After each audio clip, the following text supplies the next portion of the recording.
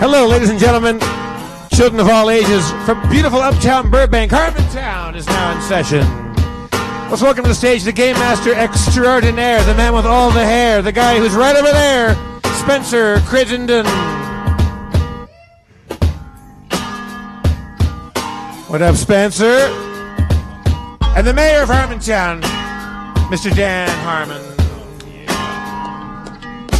Rapping north, rapping west, rapping on your titties, rapping on your chest, rapping on your hat, rapping on your gloves, rapping with your mama. She's the woman I loves. She's my one lady for life.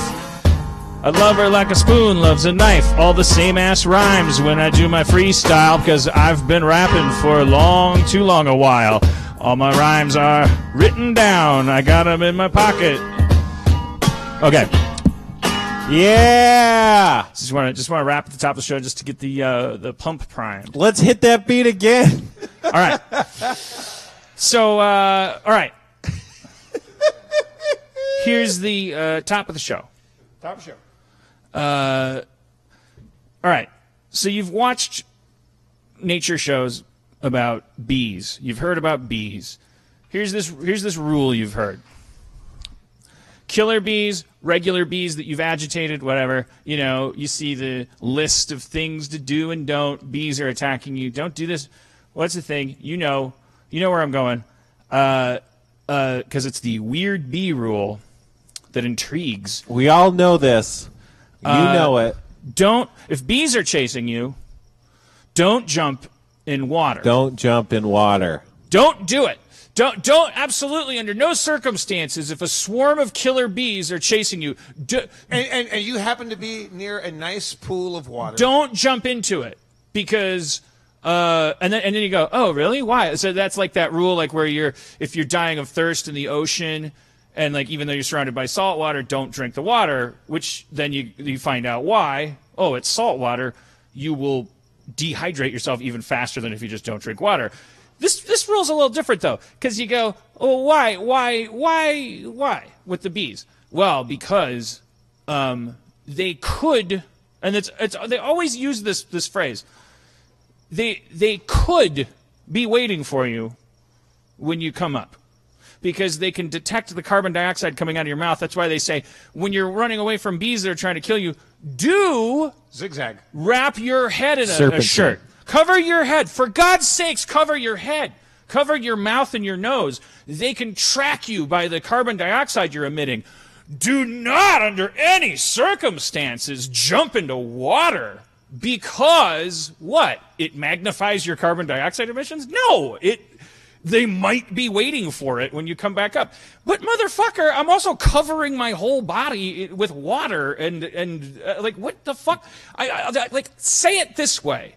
From now on, I'm sick of these. Who are you targeting with this statement? Every bee, the authorities, every bee public show, service announcers, every bee article, Google bee attack. Every bee article. Google every fucking bee. Google bee National attack. Beographic. You're on notice. Every bee article. Anybody that has ever written or is ever going How to should write they phrase it about bee attacks and how to survive them? From now on, before you copy and paste, because I know that's what you're doing, don't jump into water. Just amend it to this. If it's a choice between water and your house, go in your house. Right. You'll be safer there. In the house. Than in the water. If you're in a fucking desert and you're running from goddamn killer bees, there's not going to be any water. And there's some water, okay. Jump the fuck in it. It's there for you. I got, you want to hear, I have some coyote tips. You want to hear my bee tips? Coyote tips? What are your bee tips? You're covering your head with your shirt, right? Uh-huh. Because you're supposed to. Jump in the water, keep the shirt over your head, poke your head out of the water, covered by the now wet shirt. You got a bubble of air in there. I mean, there's a million ways to use water to avoid a bee attack, and everyone's so fucking taken with their observation that the bees could be waiting for you when you come out. I I don't care if they could be waiting for Also, me. anytime you're ever escaping anything, the thing you're escaping could be waiting for you at some point. It's even they even say could be, which means I'm going to say a lot of times not. I'm going to say a lot of times if you jump into water, killer bees are like, fuck it. I think they don't What are we wanna going to be play racist. the track his carbon dioxide, sting his nose every 3 minutes game until he slowly dies over 6 months? Yeah. It would be scary to have like one of those cartoon reeds that you use to breathe when you're hiding in a pond, and then the bees all pour into that. You know, and then they're I'm in pretty your sure throat. that was like a Tom and Jerry cartoon.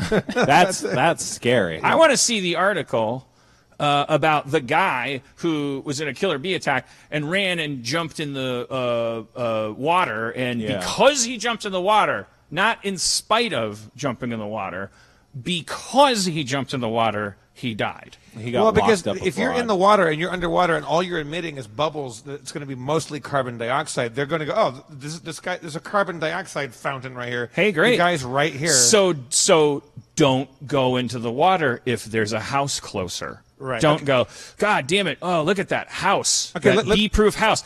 I see some water up there. What a better idea than the house. So don't do that. That's a way different rule. You're going to kill somebody with that rule. Don't jump in the water. What if that's all there is? I just can't think. I mean, look, I love honey as much as the next person. And if I go getting in that honeycomb and I agitate the bees and they're coming after me, that's already a rarefied situation. That's not a usual thing. We're talking about but then, now we're talking about there's a house and a pond. Like that's like how often am I around like just standing water anyway? Or a house and a pool, but no, we're talking. Look, we're talking about like well, you're cleaning out your tool shed and you move a sled. And there was a bee's nest in the wall, and they're Africanized, so they start going like, this fucker's trying to take our honey, get him, and you're like, what? I didn't try shit, just moving a sled, bitches. And then you're like running. Okay, like if your pool is closer than your house by 5 feet, okay, head for the house. Take a couple more stings for the team, for your kids. Live to tell the tale. Spencer, Get into the house. Like, with your coyote like punch kick maneuver, let's say that you didn't have house or water resources available to you. A bunch of bees are on your ass. What would your like instinctive game master technique be to thwart them? Man, I don't know. I think that we're talking about the wrong problem, and we really got to be addressing bee-on-bee crime. Well, you know how they work with those queens. If the queen dies, then they start feeding the regular larva royal jelly. But they don't just make for one queen. They do a whole selection, a whole row, and then the first one to hatch, she goes and stings all the other queens to death in their cradle. But here's the thing: I stayed at a hotel this week that boasted an apiary. Oh shit! 120,000 bees and That's 4 cool. queens. I was like, geez, how did they have such control over how many queens there are? Really, I didn't know that was such a mathematical thing. They're like, our beehives have 4 queens and 120,000 bees. Come taste our honey. And then I started looking it up. I'm like, really? They have that much control? I'm like, oh, that's the whole science of biology or whatever. The queens will live like 5 to 7 years, but the older ones, they're not as productive. So a beekeeper, we think they're so cool. They're just like gathering honey. These fuckers are like the CIA in the 50s. They're like dipping and dapping in the government. Like they'll reach in or they'll wound the queen, because if the queen becomes wounded, then the bees will produce more queens that are more vibrant. But typically what they'll do also is they don't even trust, because new queens are just as shitty as old queens, so they'll like trade and buy queens and just import them and just kill the queen and then drop a new one in there and be like, there's your new queen, and the bees will be like, fine with us because we're fucking morons. It's like SimCity. You know what's weird about bees is they're like flying ants, basically, whose ovipositors have been adapted into stingers, but they don't do that pheromone thing. The ants have the pheromone trail. Oh, they don't smell? Well, honeybees, they come back to the hive. Have you seen the documentaries where they do the little dance? Yeah. They do the little clockwork, like they have an elaborate geometric code that like indicates coordinates. Yeah. That's fun. It's crazy. I mean, thinking about the ways other animals communicate with each other is always this mind-blowing thing to me, because it's like, even if it's very simplistic and basic, it's very crazy, but it's probably not simplistic and basic. It's probably just impossible to truly comprehend on a meaningful level. It's pretty crazy that they communicate with each other, but it doesn't. All it means is like go get some pollen. Like all their whole language is just for nothing. If anybody was looking down at us, they'd be like, yeah, look at all this shit they're bullshitting about. Yeah, they love all these memes. They talk in memes. But all they're doing is like moving the oil from here and then trying to get to Mars, but they can't. Cars are probably some weird thing, like from an outside perspective. It's like they have all this car stuff that's going all over the place, and they get in and out of cars all the time. I'll tell you what bees haven't done, aside from pollinating all of our flowers and giving us walnuts and all of the food that we eat. They've never sent a car into space. No. And by the way, a bee. I challenge you, bees, to send a car into space and show us what you got. I can't wait. Like, if this was a cartoon, if our life was a cartoon, like the cutaway gag would be like Star Trek Enterprise is there, and then they're like having a scene, and then the Tesla comes and just smashes into the Enterprise and kills everybody. Yeah. Like, that's gonna happen. Like, I can't wait until our future society is like taken out by that Tesla because we didn't think about the ramifications of just shooting something off into space. So dumb. They say that space junk is gonna destroy all chance of exiting the planet. Aren't the Chinese working on some laser to go like blow up all the space junk? God, I hope so. There's so much space junk that we have all these astrophysicists that are like watching the space junk to make sure we can launch stuff into space without it hitting space junk. Because if we get hit by space junk, it'll all make a chain reaction and cause an impenetrable web of space junk that renders our skies unleavable. You know what Elon Musk should have done is maybe he did. Maybe he did. Maybe he sent a car into space so he could put all that space junk in the trunk. Right. I know there's Elon Musk shooting a car into space in a country with a completely bankrupt space program that isn't doing shit, in a world that has a shelf life on it of like 20 to 30 years max. The one guy who has a 30-year plan is like, I'd like to colonize Mars within the time that it's going to take for us to eat through the planet. Like, hey, he can just shoot whatever he wants out of space. Like it's not somebody like easy target, like fucking things. Like all my friends, like rolling their eyes and like, I guess he doesn't care about starving children. What in the fuck? You know how many people are going to starve if we don't get the fuck off this shithole planet? Like, the guy is like, what is he? Like, what? Go pick on Philip Morris. Jesus Christ, the guy's just a cool rich guy, like, flinging shit into space. It's like, how shit else is anything going to get done around here? You got to throw cars out there. I don't know about, he made those flamethrowers. Mm-hmm. I don't know. That seems kind of, what are you trying to pull? Why are you making flamethrowers? I think his joke is that he's a Bond villain and that he, like, I don't know. It's yeah, like, but if your joke is that and then you start, like, producing C4 explosives for fun and profit, like, I mean, aren't you just doing that? I don't think that he's in the sense that maybe we are. I don't think that he's an out and out like liberal. I don't think that he thinks that everything needs to be regulated and babysat and stuff. He might be something closer to a libertarian. We probably have political differences in that regard, but the same kind of hubris is that, like, he gets shit done and he doesn't just start a GoFundMe to say, like, hey, if we all put our hands together, maybe we can pray and get into space. And like, but it's like he just does crazy shit. It's like, well, I'll just make baseball hats and I'll fund an entire fucking piece of space equipment. And it's like, people buy it. It's like, there's like, to me, he represents the interesting aspect of like when we talk about capitalism's evils, we're really talking about unimaginative pieces of shit who are cheating. They're not actually capitalists. They're thieves because they're not interested in competing. They're not interested in, like actual stirring of the economy. They want to like miser their money and like use it to just like make more money. And they're like not even actually playing the game right. And people who are like, hey, people are greedy. People don't want to donate stuff. People don't want to pitch in. So maybe if I said, look at this fucking cool thing, would you give me $1? And then everyone wants to be cool and gives me $1, and it raises all this money that couldn't otherwise be raised by Sally Struthers crying into a camera, and we use it to then try to further the species before it goes extinct, like have some like Hail Mary or something. Like, the guy does have plans. No one else has a fucking plan. like the closest guy, the second place plan to his is I don't know, some guy we had on our show that wants college to be more affordable, and then the third after that is a fucking Nazi that wants to build a wall. Who's that? I ain't got no plan. Charles Fleischer. Yeah. We'll have him on as a guest to defend his wall, but I don't know.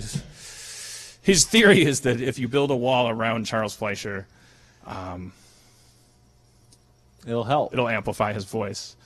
All right. All right. Well, let's bring up Rob Schraub because. Oh shit! Try it up. Where's your music? Where's his music? Dum dum dum dum dum. Rob Schraub on the stage, everybody. Oh shit. Yo. Bow down and worship the man that you don't deserve, Rob Cheapy Peepy Schraub. Hello, everyone. Cheapy. Hello, Jeffrey. What's up, Rob? How you doing, man? Is it true that somebody changed your Wikipedia page to Rob Cheapy Peepy Schraub? Do that. Because I saw a little something. Was it you? No, but I didn't know if that was a photo. Be honest. It was not me. I swear to God. Would you know how to do it? I mean, I could probably Photoshop it if you gave me an afternoon, but that was either a bit that somebody was doing. I'm pretty sure it's a bit. Yeah. I don't think that. You don't think someone actually thought they were correcting the record? Because I don't really know how the vicissitudes of Wikipedia work, because my Wikipedia page is hilariously inaccurate. So maybe someone could just go on and give you a nickname on it. No, you can. Yeah. Yeah, but look, I don't want to rehash the argument, but it seemed conclusive that Rob's a cheapy peepee, like from that story. Like it wasn't, he got mad about Yeah, it. I mean, story? think about it. He wanted to the try iPad Dan's story. iPad. Yeah. Think about it. Just think about it. I mean, if you put it under the microscope, I think that that's says really it all. the only thing you can conclude from that. Cheapy Will you peepee. fucking turn your phone That was on my mute? fault. I was texting Steve. All right, wait, okay, look. Anybody else would do that. He would hit the roof. He'd be like, "Hey, Yeah, I'm trying to talk. I run a tight ship. I'm Yeah. trying it's a to weird talk, thing. and you're Yeah. Steve bleeping. just texts us Turn on your the show. calendar mentions off, for fuck's sake. Yeah, I'm nothing- trying to- Oh, careful. I'm Nothing but trying to- order around here. I'm It's, trying to talk about Elon Musk. I'm trying to talk about Elon Musk. I'm trying to talk about Elon Musk. Why do you make I'm trying to talk flamethrowers? about Elon Musk. It's a Bond I villain want to joke. talk about a But Bond he really villain. did it, though. What do you think people are going to do with those flamethrowers? Clear brush? They're gonna hang them on the wall and say, "I got one of 20,000 flamethrowers that I think it's cool. that a fucking historical dude made." I think he's cool that he's making space travel interesting again. I mean, we used to be so excited about it, and then those And then we all got teachers bored died. by it. Yeah, Then we were all like, fuck this. know. This is too yeah, boring. and then have now to everybody's be- going, "Yay, we're doing something futuristic again." The Finally. rocket's amazing. The Falcon Heavy is an amazing piece of equipment. Yeah, I that's loved great. it. I You watched would have it. done I- it different. I would've been a- teared would've up had, watching like, it because drinks. it's so magnificent. And then just the red convertible. It's just like you couldn't have picked a more midlife crisis-y thing to put in space. Well, he's going through his midlife crisis. I know, thank God. yeah, good. But say that. But he's like, oh, he kind of laughed it up. He grew up. He saw heavy metal as a kid, and He went, never- he- "I want to do that," and he does this. Yeah, and it's like imagine all the kids going like, "Look, I didn't know you could just fucking do anything." Like Exactly. I didn't know space. For me, the space shuttle was like that because it didn't look like a dumbass rocket. Like it, all of a sudden it had wings. So, It looked a little remember bit- them? They would just be like these dumb ass rockets, man. Yeah, remember that? They would, USA. I think the fire will come from here. so Why do you sound sarcastic? Don't you agree with me? Fuck those Cheapy things. peepee, fuck you. They look like missiles. No, They the look like- I'm Saturn gonna be V is the greatest thing that humans have ever built. The It Saturn looked V like rocket. a fucking missile, and you know it. They look like a fucking dumb, like Like a white goddamn cigarette. missile. Not a big old dick. Space is shuttle what was a it You're little is. just mad because there wasn't a Tesla inside it, and there wasn't a cool. What do you want? You wanted a suit to come out of the heavy yeah, Falcon? I wanted a big hell yeah. bucket of Viagra to pour out of it, and just fucking just like what says midlife crisis erectile dysfunction more than sending your hot shot convertible. I know, and yes, and he had fucking Bowie playing. I know it made people like space more, but and he had a Douglas Adams if it took that to make you like space, then Remember you when- relate to the space. So it would have been Remember when better if everyone he did hated nothing. space? Huh? It would have been better if he did nothing. I would have liked to have been in the conversation and thrown a couple other ideas Yeah, why around. And can't we then just you're right, involve Jeff in the decision? Well, he might. We're more within reach of getting him on this podcast than any podcast I could ever name. You hear me, Marin? Now again, we're blowing it. We're blowing it. I would have sent. I wouldn't say again. I would have sent instead of the concrete block that they used to simulate mass for the payload. I would have sent an enormous cufflink because I think that sends. I'm joking. But the thing is, just one. Just one. Because the implication is we're not ready yet, folks. Or if there is intelligent life out there and they see one giant cufflink out there, they're going to go, oh, they're Snake monster. they're asking us to make contact, and we're going to link up. What if it? I mean, he's cufflinks. got like the world is watching. He could have done anything. He could have opened up the nose cone, opened up, and it would have been like just a big butt. It kind of was, wasn't it? I mean, that's why. Well, what does your butt look like? Well, One, does it look like a car? It kind of was. It's I don't a know. car, not a butt. Wait, are you pro car or not? I thought you were with me and pro. I'm anti you. Because you cheapy peeped him, you gave him the heavy cheapy fun peep. of me. You're making fun of me. Can I You're get taking you- cheap pee shots Can I- at your friend? Can I- When you offered, saying, "Hey, could I do this?" Can I get? You're the one who started vilifying me in the story about you coming to pick it up and me giving you a drink. You were the villain. I didn't have to How is the vilify villain? anything. How does a villain give people iPads? What country are you from? I'm from the same country you are. You know this. We've known each. I've known you since you were 19. It's a rhetorical question. Okay. Can I shift our target so that we can, for once in our friendship, know the same enemy? Because I met the biggest asshole in the world tonight. Oh shit! Yeah, the worst server. Far cry from biggest asshole. Servers are, at least they're serving. Is bartender at Rustic Inn. He comes over. He's got a big giant tray covered in like shots that look like kind of reddish. Like you don't know what's in them. You know that there's a mixture of something. It's not like I bet there are Washington apples. he comes over and he goes shot, and he puts one down in front of Waldron, one down in front of me, and I go what is it? And he, as if he couldn't wait to be asked that. Like, obviously, he goes, and he stops and he goes like, why is it that people always ask that when they're getting free shit?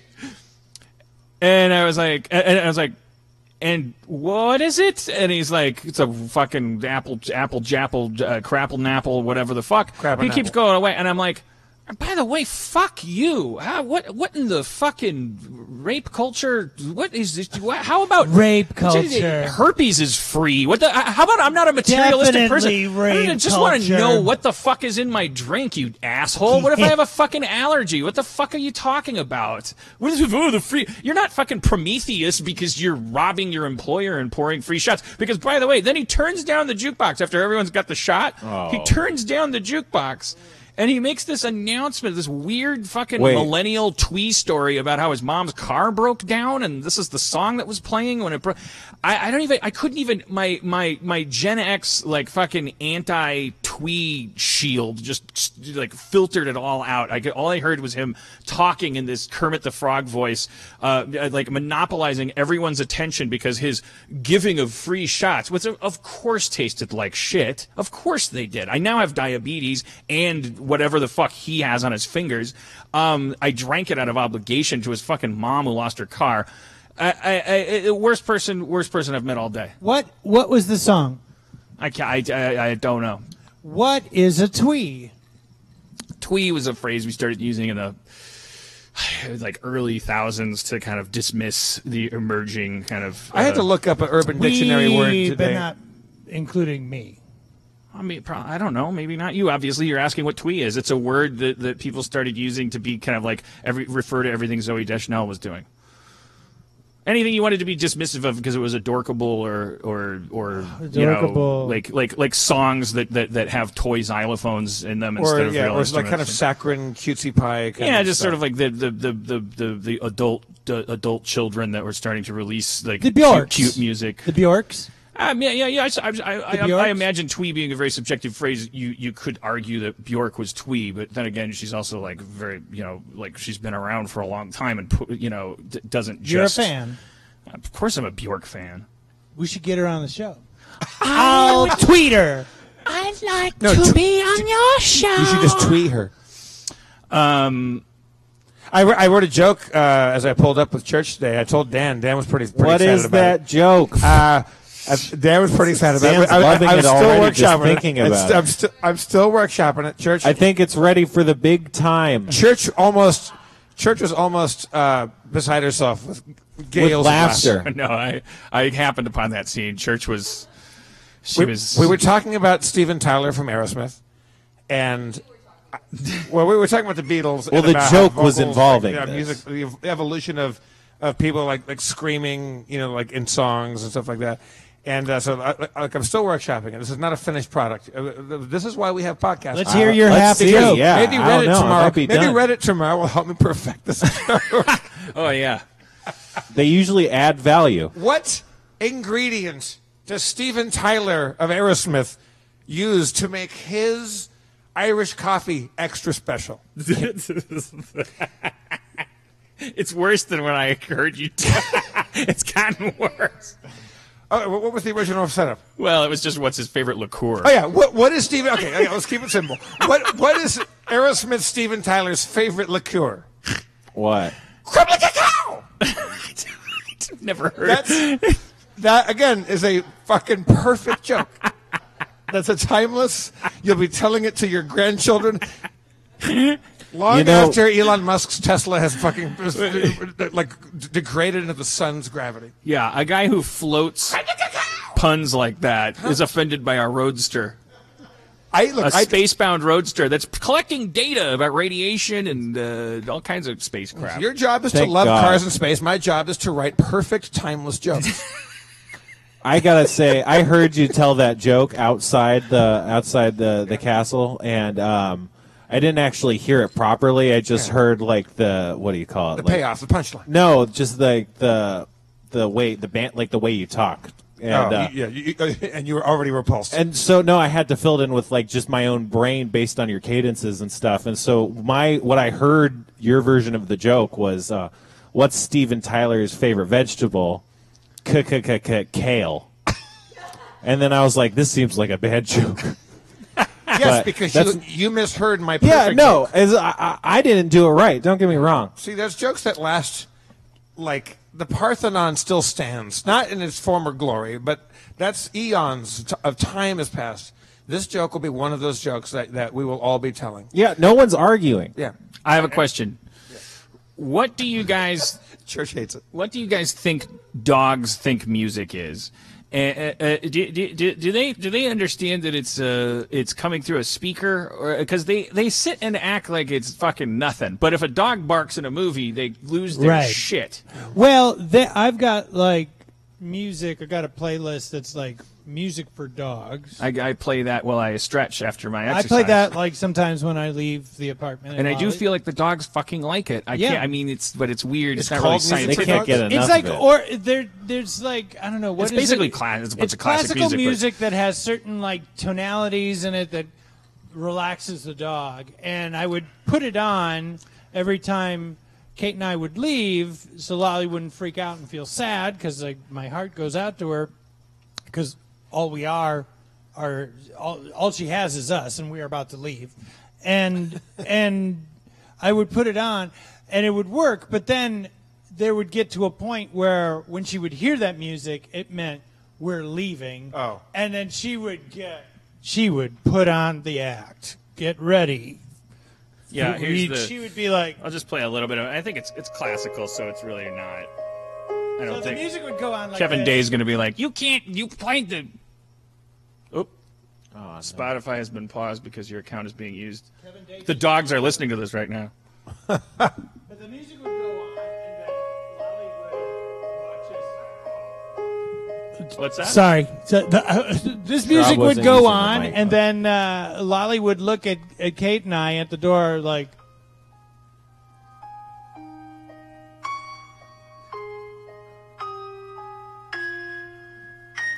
He's acting. Dogs like really sad music. This is the dog of music. Like it's got puppy dog eyes. This music. Yeah, And I this is- kind of like it. I've come to really like it because I shower Yeah, with this it. is like the Snoopy Go Home. This is like I blow your switched brains from out Foo music. Fighters to this after I've ripped my fucking delts. After I fucking blasted them. You love blasting I like- delts, I've yeah. noticed. I you have like been blasted on delts. I fucking blasted my delts. Where are your delts? Shoulders. I might be right. Yeah, nice try. Dan, when was the last time you got your big on? My big Yeah, when you got your big on. BIG, my your big my on. biceps. Yeah, no. When you got your, you get just when you're pumping, when you're blasting. do you want to know if I've become swole? Did you get your big on? I'm trying to get swole on the reg, Yeah. fam. Yeah. But then I switched to this when I do my Vitruvians with my weights and then my stretching, and I find it calms me down. Maybe I'm a dog, but anyways, I'm just saying like a dog is. There was a dog at the Rustic Inn, and it's sitting there and it's like at its owner's feet, and I get so distracted because I'm trying to talk to Waldron about the movie we're working on, and I'm what like, movie? can't tell you. What movie? Can't tell you. Edgar Wright will go pissed. Oh, wow, a movie. What a fucking. Is it Gumby? It's as dumb.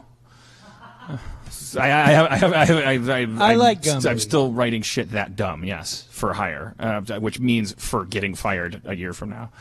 But I was distracted by this dog because I was like, there's a dog at a bar. Like I know that someone's eventually going to step on its tail or something. It drives me nuts. But I was just watching the dog. And it's just like, there's all this fucking music playing and there's people talking. And I was just wondering, what is the dog like? How does it stay sane? And also, if it understands, does it understand that the jukebox is playing like, oh, that's like a guy. They like to listen to each other bark. And then they must be really pissed, like, because when we get mad that they're barking, they're like, I can't fucking say one thing around here. Like these people are always talking. Yeah. Well, they're not talking; they're listening to talking. Well, dogs react to different sounds differently. Like Lolly will, there's cars driving all over the place. Whatever, people are walking down like that, down the sidewalk. She doesn't give a shit. Skateboard, she goes fucking nuts, man. She does not like skateboard sounds. When she hears the click, click, click, click, click, click, click, click, click, click, I'm going down the side, goes fucking crazy. Goes fucking crazy. Here's the dump truck, goes fucking crazy. Here's the bus, I don't care. I don't care. Here's a bicycle. I don't give a shit. What is that? It's a bike. That's got to be frequency stuff. Like yeah, but it's like we were talking about this like a couple times. Now that there's like HD screens and things like that, more and more dogs are paying attention to the screen. When it was like standard def, right? They didn't give a shit. But now, Lolly will stare and watch TV with me, and will go absolutely crazy when any kind of cartoon dog. Yeah, we can't watch anything shows with up. animals in it. Yeah, I can't play video games with the animals in it. No. And it's not, and it's dogs. Like Brian from Family Guy, which is a bipedal. He's like holding drinks and he's talking like that. Lolly will go, Jesus. So she recognizes a non-quadrupedal. Like if Goofy Yeah, walked on the screen, she would go crazy, but would not give a fuck about Mickey Mouse. Intervention episode, and there was the fucking Harvey just starts going ape shit, and Ken Seeley's talking, and he's like, you gotta recover, you don't understand, this is a problem your sister has, you gotta support her, and Harvey's like, rah, rah, rah. I'm like, what is it, Harvey? What is he? You don't like his enabling? And there's like he's in another shitty intervention hotel. There's a fucking drawing, a shitty drawing, like just a minimalist fucking like Zen crap art, like hotel art, like idea of a dog, like piece of art on the wall. It was like a couple lines you'd use to make the shape of a dog, and he's like, arr, arr, arr. when I was editing the Portuguese Gremlins trailer for Community. This is my favorite joke. And you don't know it. I've never told it. It's not a joke. It's more of an anecdote. But I will continue anyway. Lolly was sitting there next to me while we're doing it, and there's the point where the eyes change, where it's just like the gremlin looking into the screen with its cat eyes, which I went to a taxidermist and I got like real like animal eyes, and it's just the face going like a freeze frame of it, and its eyes change color. Lolly went fucking crazy, just went crazy. This like bobcat-eyed thing was looking through the magic window at her. Yeah, I told the story on here of that, like when I was married to McGathy, she recorded Harvey, and then she airplayed it, and then she recorded him reacting to him being airplayed, and then she recorded that and then airplayed that, and I came into the room because the sounds Harvey was making were so fucking insane, because it was like he was either losing his mind or worse, gaining it. Yeah, he was. I think his consciousness was becoming infinitely sentient. expanded. So I was like, honey, if you keep doing this thing has a jaw that can snap our throats in half. It's only kept in line by its ignorance. So you're making it self-aware. It's going to be waiting for us in the kitchen one morning with the neighbor's head on a plate. Why don't you eat out of the bowl? What? So wait a minute. When you say she's airplaying, you mean like was she doing video of him and then putting it on the big screen? Yeah, then video. Yeah, she had two devices going. Was Harvey like looking at?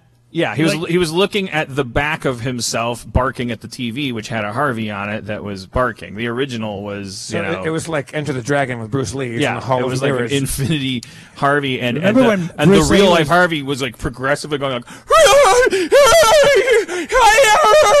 I am. Have you ever like taken like a wind up like dog toy or any kind of like, quadruped like thing that barks or winds up, a robot dog thing, and put it in front of Nigel and Harvey? I don't remember. I've done this with Lolly like maybe 3 times in my life with her, thinking like, this will be cute. She'll like, oh, what this cute toy.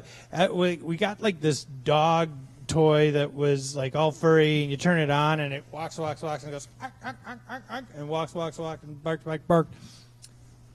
Put it down. Lolly hits the fucking roof. She's just like, jeez, what is this? What is this thing? What is this? What is this thing? It has no soul. What is this? What are you doing? Turn it off. Get it away from me. Get it away.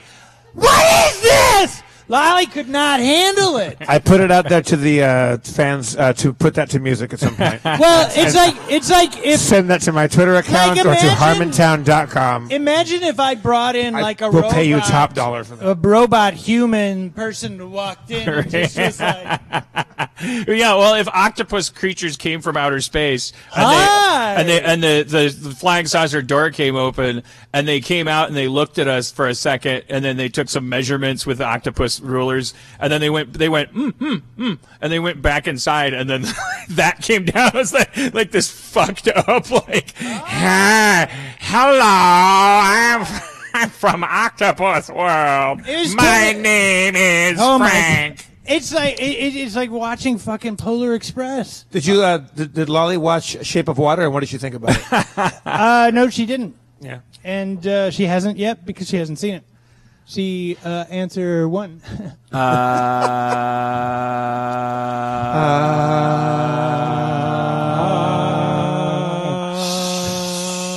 Oh, the fucking dogs.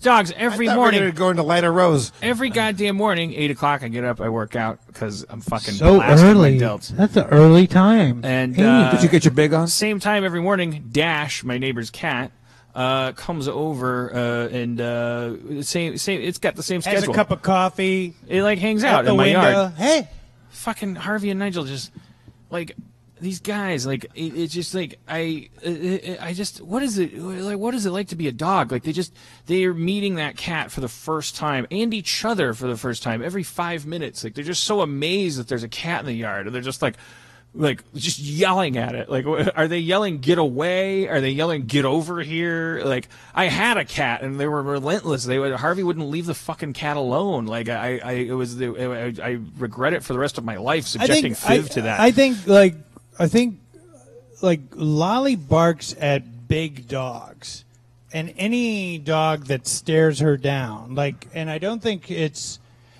she's like, I'm afraid of you, so my reaction is to make a lot of noise and jump around and get you to run away because you probably will eat me. And I think your Harvey thinks he's a small dog. I think, but I know that if I let him out when the cat was there, I know the cat would run away. Right. If he came running out because he's a giant dog. But I also know, and maybe this is to your point, kind of, but he wouldn't eat it. He wouldn't attack it. He would terrorize it because he's a fucking giant fucking moron. But like the cat would be traumatized. But he would like run out. He wants to play with the cat. Why do you bark at something you want to play with? What is he saying? Like, I think he's confused. Friends. I think he's running up and going, "Are you a friend? Are you a friend?" But you look like you don't. You're not responding to the way you should. But friend. No. But he's caught behind glass. That's the other thing. It's like the weird selective ability for dogs to be a part of our world. Like they understand almost perfectly where your front yard is. They have like these weird, they just blend into your world. They understand what windows are. They know that they can't get through them, so they just stand there and bark at them, and they don't even ever try to like bang their head against the glass to get through it. They don't forget that glass is an invisible barrier, but they don't remember what the fucking cat is. They're just like so goddamn amazed that it's a cat. Silverman had like a great theory about like a dog's perspective of an elevator. Like they've got to think it's a time machine. Like you go in, the doors open up, and now the furniture's different. What's going on here? All right, I must be 10 years in the future. And I was like, that's a fucking Pixar movie. You got to do that. I wonder if they do that. What's that movie called? Up. I wonder if they keep track of It's called Pup in an Elevator, and the soundtrack is by Steven Tyler. I wonder if they keep track of Pup in an elevator height and all that stuff. Like we would, if we didn't have certain advantages, we would think it was a time machine. But they're like, I'm going up 3 floors. I'm going up like 30 dog units. Like because all those stories about dogs that like they jump out a window and then they find their way home, and they're like always, they have like a little GPS in their head. So they're probably like, oh, I'm in a box and it's got no windows. I wish I had a window so I could stick my head out of it. What is up with that shit? Dogs, you put a cat in a car and the cat's like, God damn it, what the fuck is this? God damn it, get me out of here. Are you fucking kidding me? I mean, I didn't want to be in this small a space involuntarily in the first place. Now it's moving? Are you out of your goddamn mind? I'm going to piss on your face if I can. Like, it's rare to find a cat that's like down with a joyride. They kind of either go catatonic or they just fucking like freak out. Dogs are just like, I can't believe they stick their head out the window. They're into like it. Why would you fireworks. be into that? It's like the world is throwing them a tennis ball. They like Lolly will look out the window and just be like, it's insane to me that they're into that. What is this shit? That would be What like, is going on here? It's like my legs aren't moving, but I'm running really fast. What is going on? I can't believe they're just down with that. Well, it's like if we were experiencing something that we just didn't understand and it just kept happening to us, we would be fascinated by it. Yeah, Well, I would be. Well, I know, but it's like it first and foremost, I agree with the cat, and the cats are smart too. Like cats never get used to it; they never come around and go like. Then on the other hand, it's kind of cool to be a really fast cat, like and taste the wind. Like cats love running quickly, and cats love the world. Cats love to look at things. Like, but dogs are just like, look, man, they're just like there's just a weird canine relationship with humans where they're just like, I love trust stimuli, like the wind in their Yeah. face. Like it's a lot happening. Yeah. Smells. Yeah, they're watching like they're watching 5 channels at the same time. So you wouldn't put a dog in Elon Musk's car out in outer space because there's no wind and there's no smells out there. No, and there's a bunch of radiation, which is data we're getting right now. Would you put Data out in space? Sure, I would. Data's already out in space. Not anymore. Our show's canceled. Wow. Oh, little mic drop. Wow.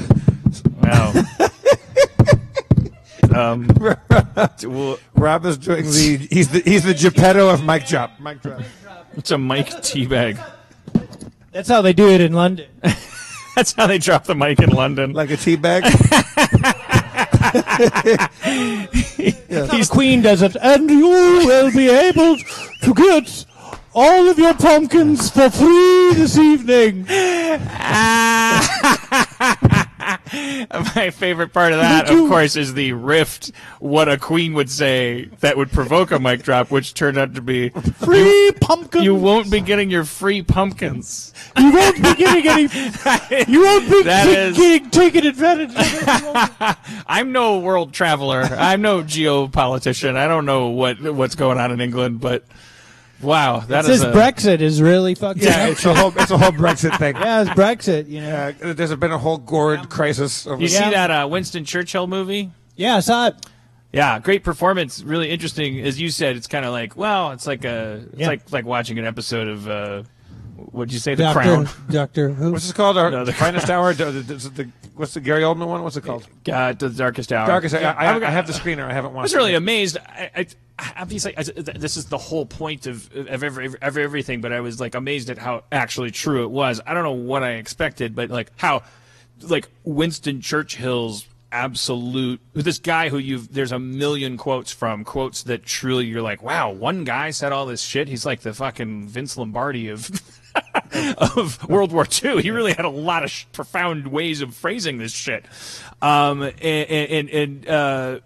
then you watch the movie and it's like, oh yeah, that's all he did. Like he was like he just fucking talked. Like that's, I mean, I don't know what else I expected to see. Like a young Winston Churchill like vaulting over with Wolverine claws that were still bone and hadn't been infused with titanium yet. I'm impressed in the world that most of the great like actors now are from the adamantium. Don't write in. Continue. Like all the big actors seem to be from like the UK or the Antipodes, and like we had an American actor playing Winston Churchill. That's kind of amazing. Oh, I didn't know Gary Oldman was American necessarily. I mean, he played so many like different characters. I didn't know. Actually, I don't know. I think he's. I thought he was American. I thought he was British. Is he English? I thought he was English. I didn't know this. John Lithgow did Winston Churchill in The Crown, and he is American. And he is American, and his mouth is a circle.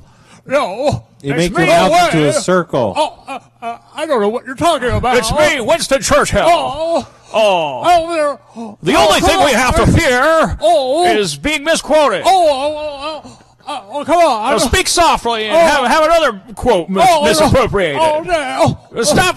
I know what you're talking about. Think of one of my real quotes. I don't know what you mean. My mouth's a circle. Daddy! I'm Winston Churchill. Daddy, please, Daddy. Can you both do the same scene but as Harvey Keitel's? Harvey Keitel. Can you do a Harvey Keitel? Just give it a Why whirl. Harvey Keitel? I don't know. I picked one at random. I don't think I could do. Just try a Harvey Keitel. What are you doing? That's good. There it is. That's good. Do you think I am doing what you think I am doing? I don't know. I just know he's a little hard on his ings. That's all I remember about him is he's hard on his ings. Now Juliette Lewis. Hi.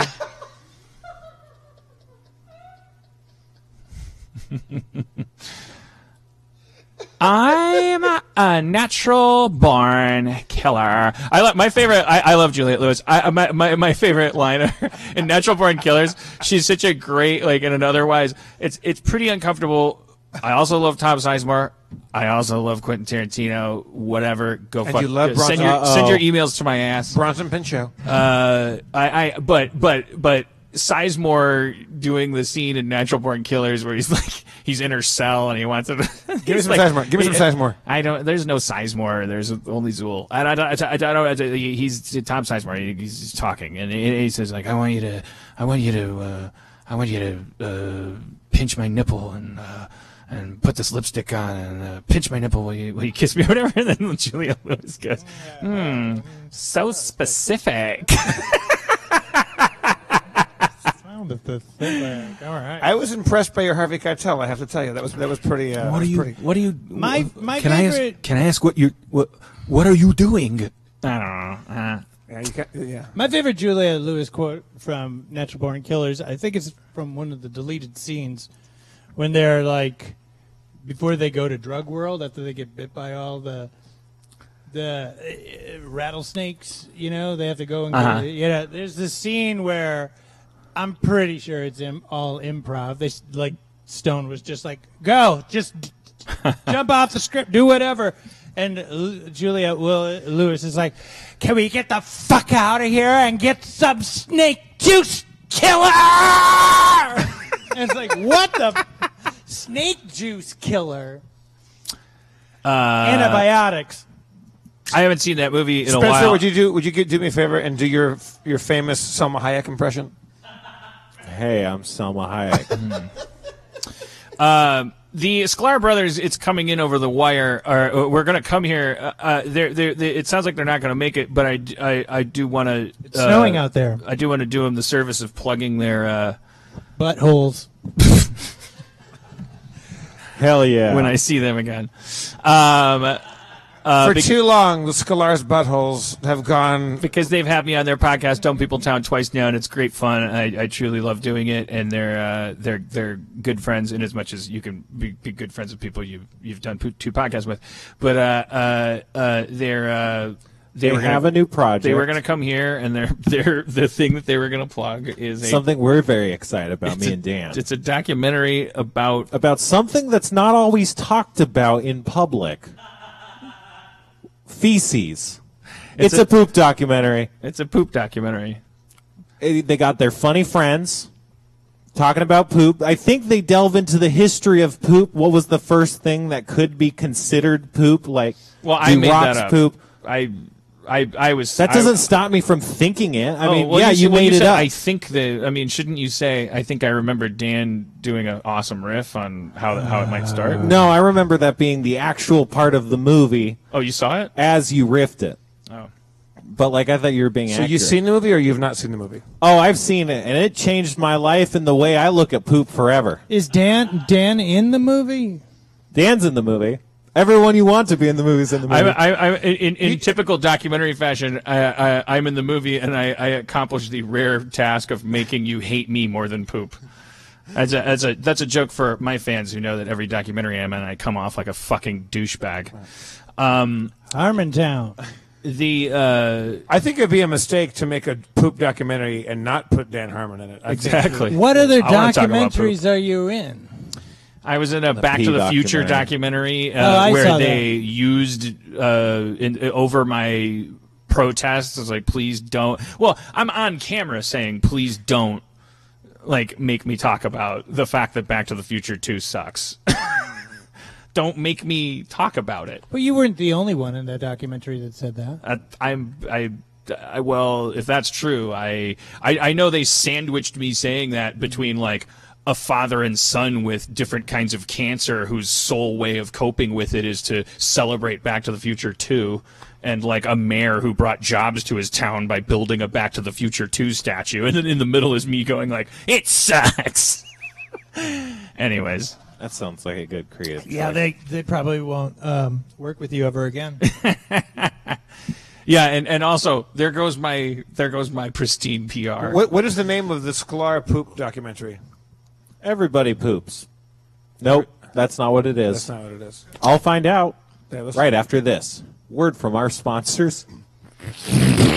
Hi, this is Randy Scar and Jason Sklar. We made a poop documentary. Anyways, Do you like Team if Brush you're a 'em? fan of the Sklars and you do or don't like poop, you will be interested to know that are they releasing it? Is it or is it like are they looking? It's for a limited release, I believe. Guys, we got to get this ad.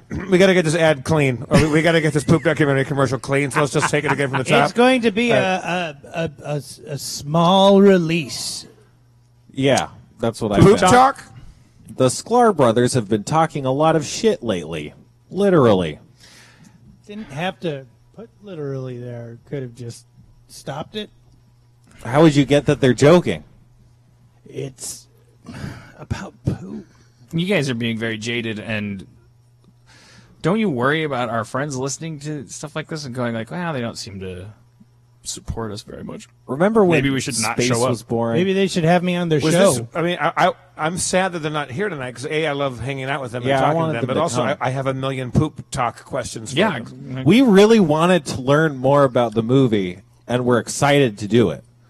And Let's- that's the one thing we can't do without I going to disagree. see Poop Talk. So, like everyone in America that's listening, and also all the other countries, Spain. we should all have to go. Rob, watch name Poop Talk. name 7 countries in Europe. You have 20 seconds. 20. He's Right. not I trying. don't want to. He doesn't Okay. like being pimped. Like let Name- him, let No, him, let's just no, let him nobody likes- let him do his Name little 5 thing. countries and doesn't- anywhere in the world. I He don't doesn't like want to. playing by rules. If you tell him to, you know how to get Rob to jump through a hoop. Tell him not to. Tell him the hoops are not for jumping through. Okay, don't. Don't name not quite 5 that simple. countries. No. No. Name another country. I don't know whether to say thank you or stop it welcome. to damn. I've known you for 57 years. It's true. This guy. I looked at my hands the other day and I went, Jesus Christ. My hands are fucking looking old, man. And they were shaking. They were all wrinkled. And I was like, what the fuck happened to my hands? What happened to my hands? They used to be so soft. They're all wrinkled and fucking old. I almost started crying. I'm like going, what the hell happened? Can you play the dog music while he talks about his hands? Because usually, because I can't see very Try to well. relax him. I He's can't- getting a I little just- I upset. think it's going to be a nice. I can't see very well, so I'm looking at my hands right now without my glasses, and they look like, you know, looking at Sybil Shepherd on Moonlighting close up. I mean, they're all like, you know, frosted glass looking.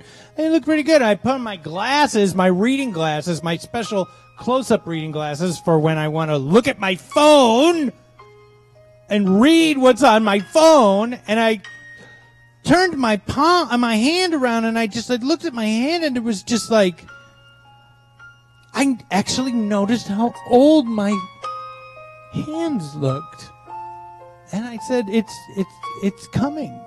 It's almost over. It's almost over." It's like, you know, when you take ecstasy for the first time, and it's the best feeling in the world. You know, you're just like, oh my god, and you peak, and you go, it's great, and then all of a sudden, you start coming down, and there's like this heartbreak of like, I just got here, and I'm coming down. That's what my life is like right now. I just got here, and I'm fading out.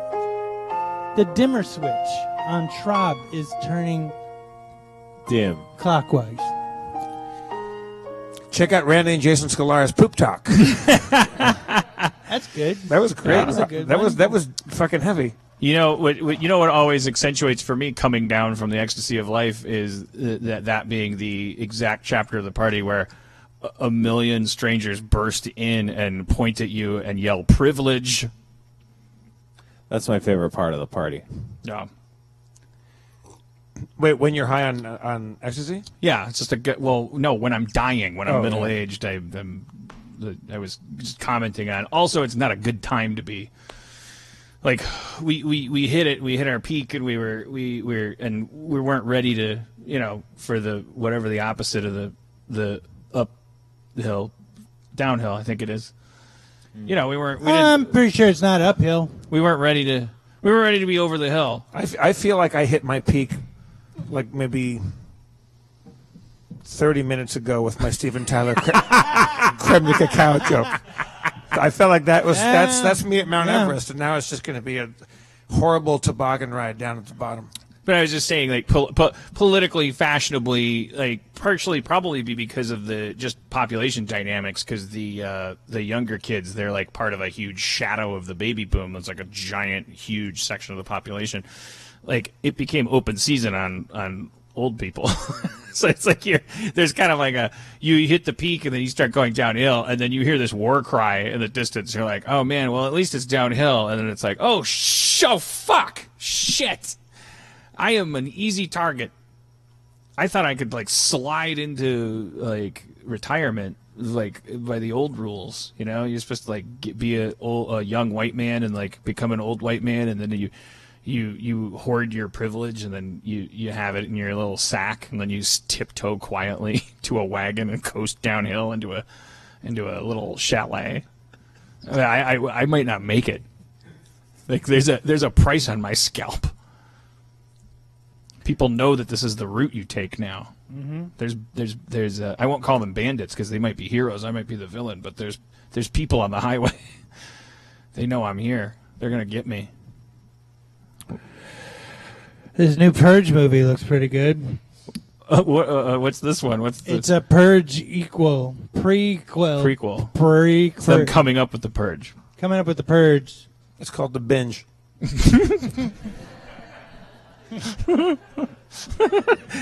Yeah. He thought he peaked. Yeah, okay. He thought he peaked. And I still got. Oh, my hands just got 5 years younger. My hands. Hey, look at these. I have Sybil Amazing. Shepherd moonlighting. You can hands. make your hands young by being funny. Oh boy, maybe that explains a lot. Yeah. Oh my God, really? Yeah, we got. This is not yeah, good, guys. I've always had oldish looking hands, but This is really. the skin gets papery. It looks like rice paper. Oh God, dude. Well, Schraub's looking at his hands. I think. Well, Schraub, though, like what you're looking at is the fact that you're old, but you're physically fit. So you're Yeah, look at Jeff's these are hands. different. This is different. This looks like Tom Savini put latex. Do you on wear my- gloves when mine you look wash your fine dishes? because I have a layer of fat. Nah, yours my- look fine because No, this is really bad. This is not good. Rob touches a lot of guys. paper, right? You touch paper? I touch paper. I I do a think lot it of really hot glue. dries out your hands. Do you moisturize, Schraub? Do you use any moisturizer? I try to when I. You guys jerk have lower off. body fat, so as you grow older, which Let me look at your hands. Yeah, it's like a plump like pig hoof. Like you can't No. see veins. But and look at that. lines, That's like a but- baby. These are baby hands. These Well, are that's- baby yeah, hands. It's They're just not baby good when you're hands. 45. That Let's means look you're at the dying youngest of. person's hands. All right, let's see. I Please. got baby hands too. Sorry, they're wet. Oh. Let's take his hands. Free Jack. You can't. Oh, you've seen Yeah. Free Jack? That was just on Seen how did Free this Jack. get It was made. my prom theme. Oh, I'm calling Pinterest. Way to go, phone. Are they gonna pick up? Yes. Man, Pinterest still picks up Rob's calls. Dan, be honest. Scale of 1 to 10. Jeff doesn't have a mic. Scale of 1 to 10, Dan. Yeah. My creme de cacao Steven Tyler joke. But be honest. What is it? One being 0 being I hate you.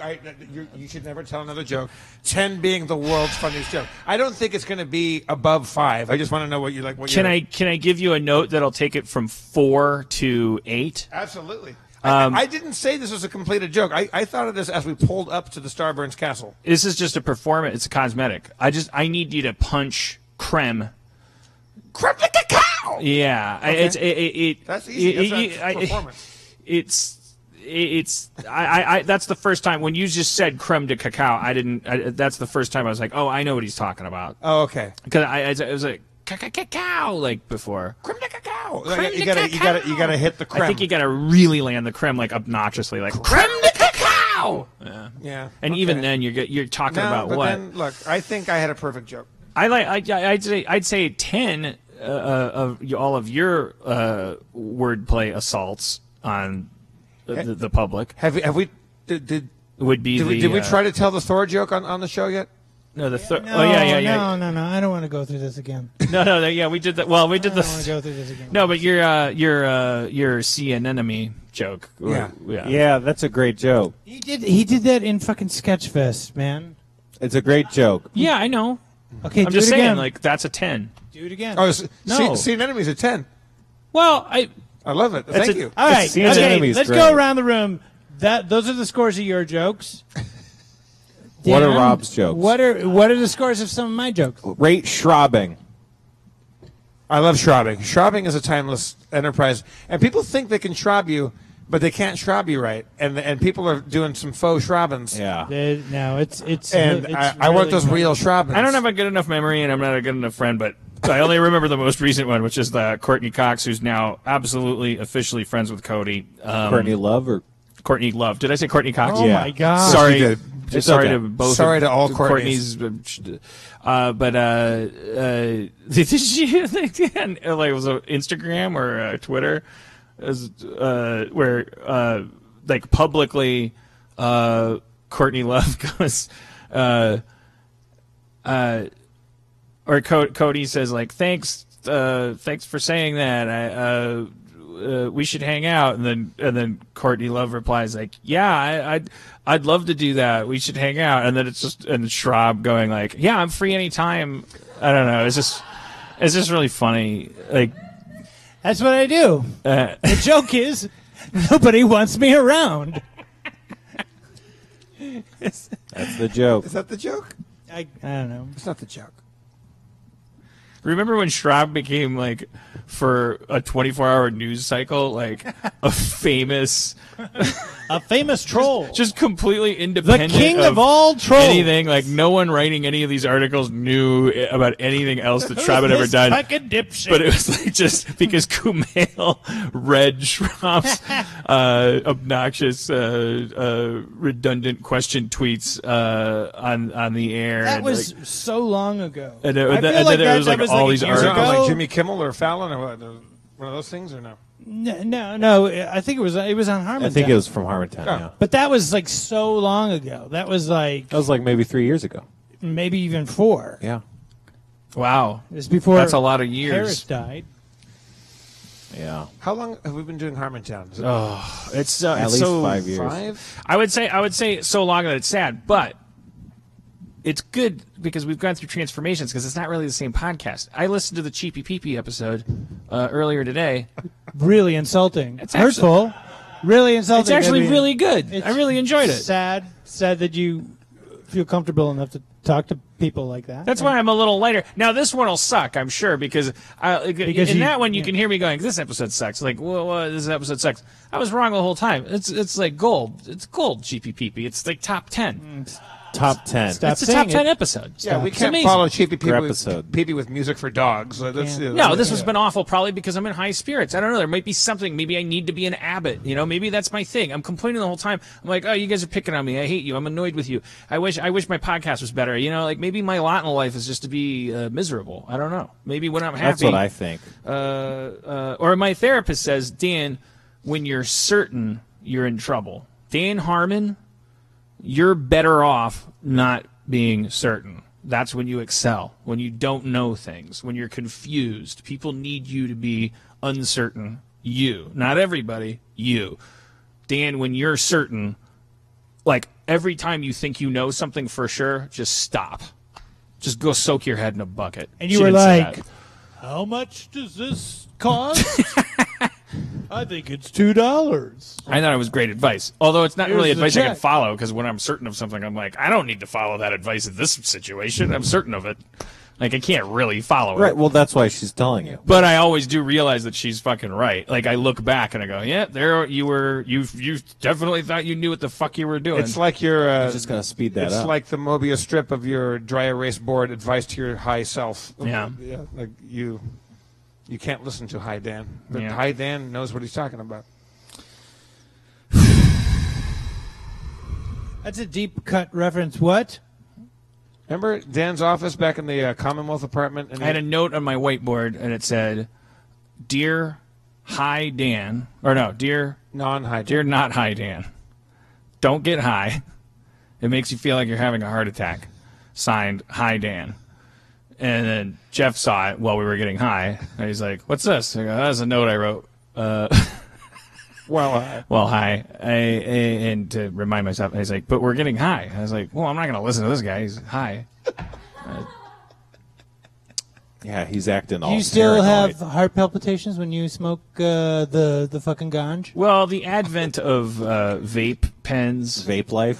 So has it made was things really controllable. it was the paper that was. No, I think hurting it's the just. heart, man. I think it's just in general, like When you're pulling that if vape. it's well, grown weed is that's rolled into a thing, and It's then an herb. as opposed to a cartridge you buy from Yeah. a fucking 7-Eleven that's Yeah. like it's all the same oil. Like I just think I've learned.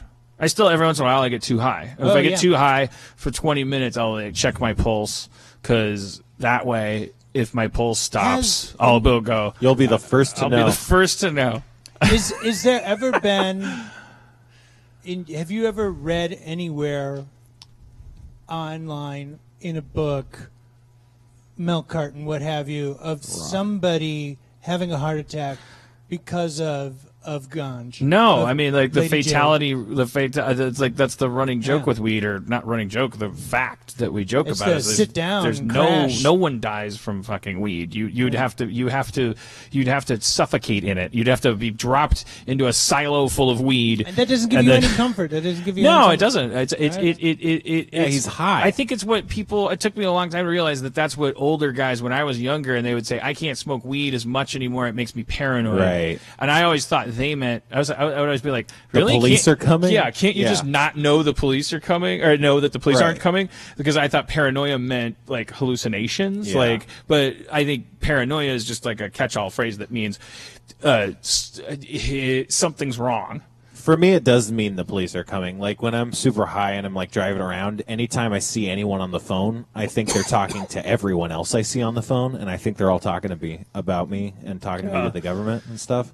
I mean, I love the Mr. Show sketch when they did the. So you're Ray Liotta from the end of what's it, Goodfellas? Yeah. The Mr. But Show for Mr. real. Show sketch when they the true. Lidsville or whatever what was the I can't remember the HR puff and stuff sketch and then it's all Altered State of Drugachusetts. yeah, it's all drugs and then like and then David Cross is the little boy going like let's just order a pizza and you're like oh I can't do that man and Tom Kenny's like they'll know Everybody yes, hates they'll us. know that we want a pizza.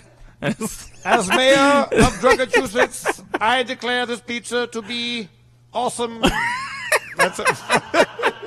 That's a great sketch. Oh, it's amazing. Okay, this just popped completely random in my head, and Well, this is no place for that. okay. And I want to state this. I want to start this off because By saying I'm not racist. I'm getting no, offended right now. I am a huge Nightmare on Elm Street fan, and I love the Scream franchise. I think Wes Craven is brilliant. I think he's very, very funny, and we miss him. Rest in peace, Wes Craven. But do you remember the time? It was early days, early aughts or whatever. I met with Wes Craven's people. I got a call. UTA calls and goes, "Hey, Wes Craven wants Yeah. to do an animated series." Yeah, I remember. An animated series, and I'm like, "What? That sounds amazing." He wants to do like a horror. Yes, he wants to do a horror animated series. I was like, "It's fucking great." What? It's got to be something like Creepshow or some kind of kind of EC Comics. It's animated. It'll be violent. It'll be cool. This is exactly what I want to be doing. This will be super fucking cool. I gotta do this. And I go there, and Wes Craven's not there. I'm meeting with some guy there who's a delightful person, but he goes, "Okay, here's the pitch. Wes Craven, when he's not making horror movies, is going out and fighting monsters in Buffy the Vampire Slayer-esque adventures." And it's called the Wes Craven Chronicles. He plays the animated series. It's about Wes Craven himself going out and Wes Craven, being Buffy. the director, Yes. animated killing vampires, and they had art. They had, I remember it. I had, could draw it if I knew how to draw it. Because I can picture it so clearly. And there's like this kind of Batman the Animated Series version of Wes Craven fighting a Yeti, and he's got like the salt and pepper beard and the hair slicked back and this kind of like intelligent look on his face, and he's fighting like a mummy, and then he's fighting like, and I'm like. And my brain is going, whoa, whoa, whoa, whoa, oh my God, oh my God. And I'm going, oh, okay, all right. Put that right down there. What's this? Oh, there he is again. There's a Wes Craven fighting an alligator person. That's great. That's great. So it's so this is a go. This is go. You got this. So and he wants to do this. Oh yeah. We pitched it to like Wes is totally into it. Loves the idea. Like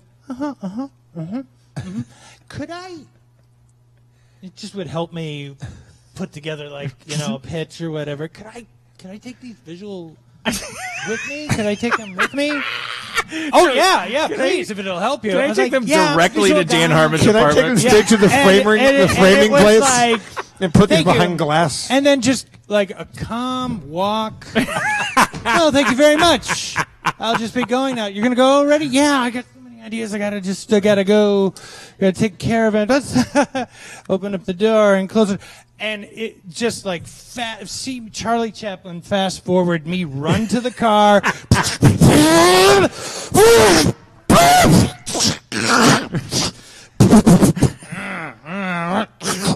Open the fucking door! Dan opens up. He's got a bathrobe and a coffee mug that says "Kiss me on Monday" and just kiss me. Hairs up in a Ferris Bueller like hair. And what?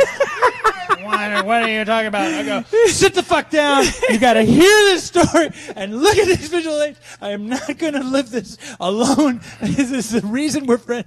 And it was like insane. And I was so broke as fuck. I was so broke that I said, I'm in. Let's do this. And and they were like, well, Wes Craven likes crossword puzzles, so we think you should work that into it. And he's also a bird watcher, so if you can get that in there too. What? And I'm just like, oh my God. Yes. And I'm like writing it and writing Did it. you make those last two details up, or is that for real? That's for real. The crossword puzzle, but the bird watching? Bird watching. Oh my God. I remember the crossword puzzle because I was like, whoa.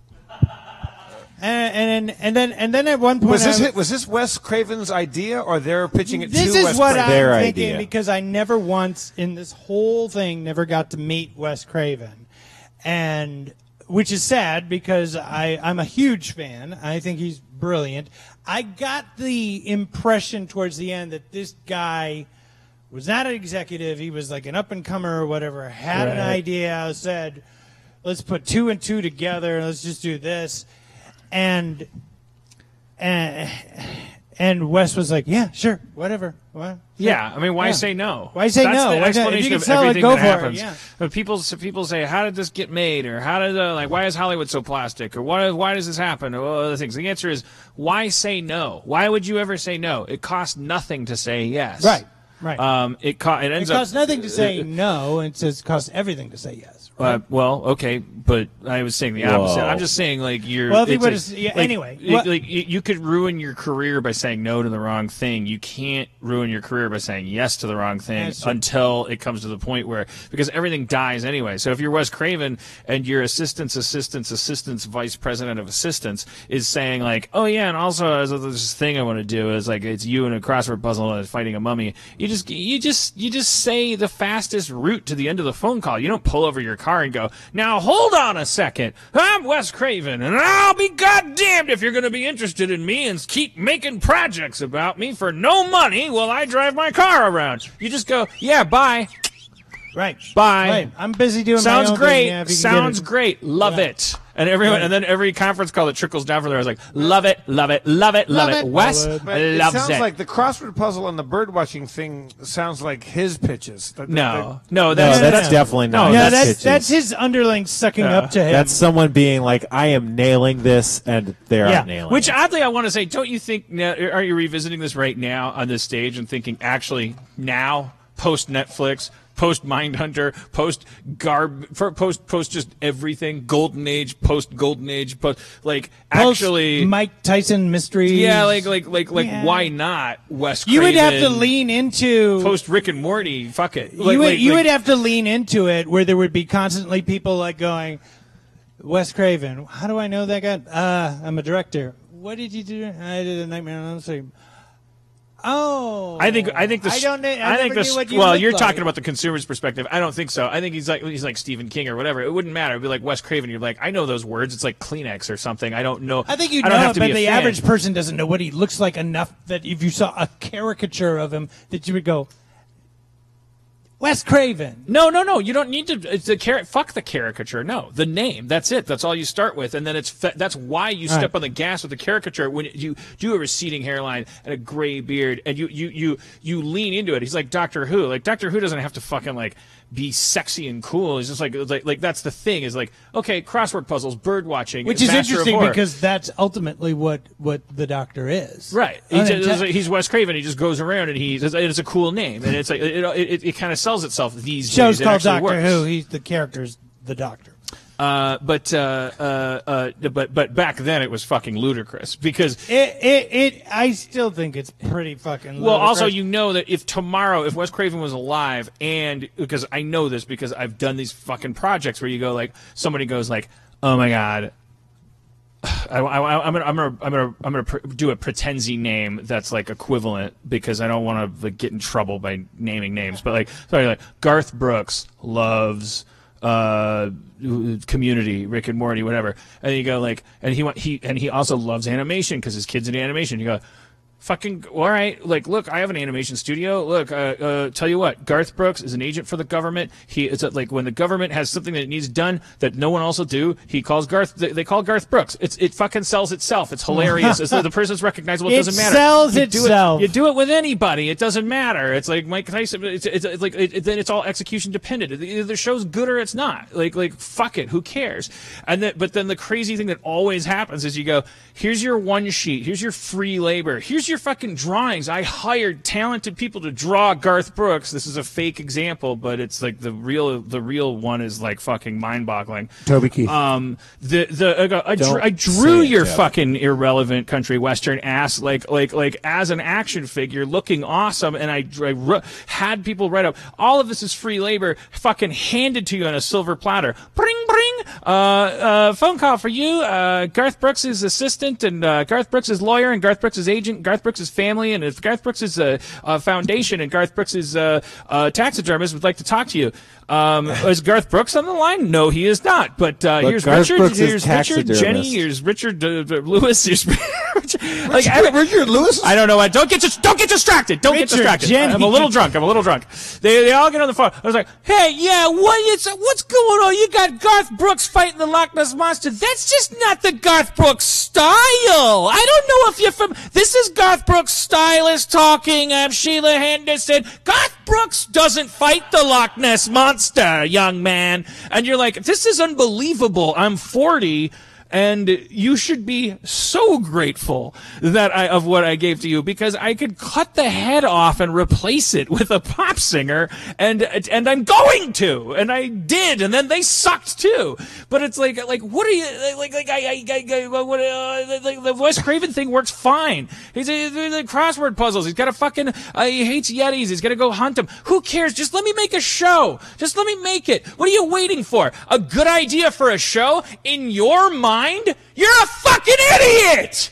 Why do you think that TV needs to sound like a good idea before you let it get made? You suck! Yeah. You don't make TV! No, you watch it! Yeah. Why are you in charge? This is insane! Just give me TV money. I'll make a good TV show. Yeah. I tend to. They're going to rip that out of context. I ask our fans to add that to the original music thing that Rob put that just under. Like, if you're out there and lines. you're fucking like, oh, you know what? I'm a manager of so and so, and I got a thing, BMI, I got to put you in touch with Death Metal Head and Johnson and fucking one of those things. Just take your fucking silver platter. If I come into the room, if you got me in a conversation, you're gonna get a good show about your fucking goddamn musician. Yeah, you don't care about this shit anyway, otherwise you'd be making it. You care about fucking fruit-infused waters and shit, and we aren't talking about that, so let's get out of here. We ain't talking about no food-infused waters. We're not talking about that. We're not talking about food. That's what infused water. I just find it amazing that people sit around in rooms and they go like, yeah, I don't think Mr. Potato Head would do that. Go fuck yourself. Yeah, I don't think you don't know what the fuck would Mr. Potato Head would do. I don't think Ticonderoga Man would would be that sharp. I'm a storyteller. I know exactly what Mr. Potato Head would do. He'd ask the question, who am I? My face keeps changing, and half of it's in my ass. What's the meeting with the goddess in the Mr. Potato Head movie? He finds out he can be Mrs. Potato Head. Like there is no fucking difference. It's a goddamn fucking anthem to non-binary identity. Like it's fucking like that's it. No, yeah, and now fucking Coleco or whoever dumps that plastic shit into our children's faces is going to be on the phone tomorrow, and I'm going to spend 9 minutes because they're going to go, we love it, we love it. We're going to run out of ways to joke about it. Because we're just going to do all the joking references seriously. With the original Mr. Potato Head's actual potatoes, right? There were things that you could. There were little add-ons. You could just take a potato.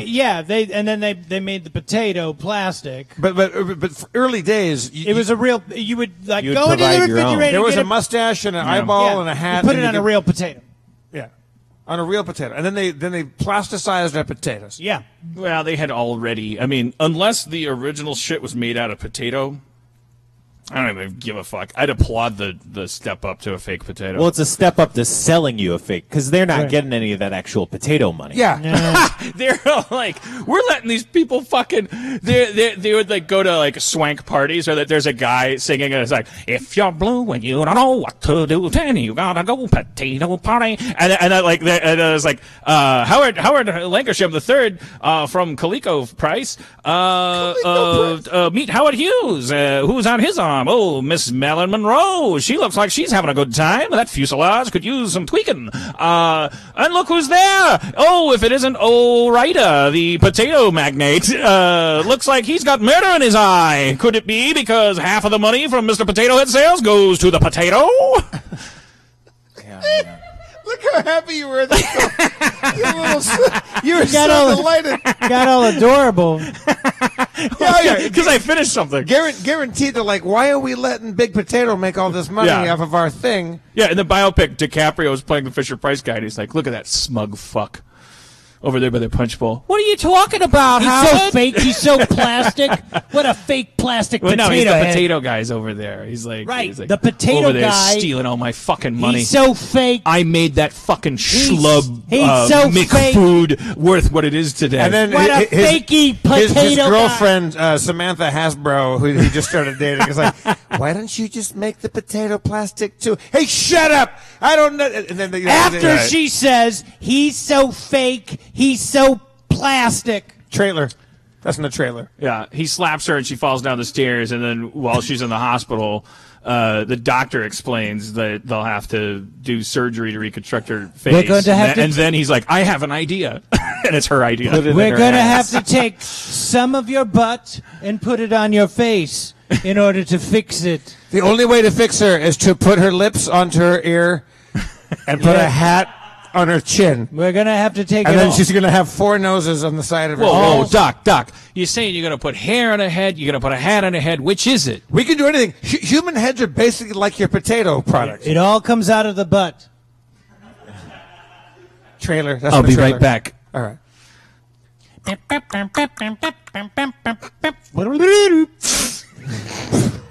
Wait, he's in Donkey Kong now? Yes.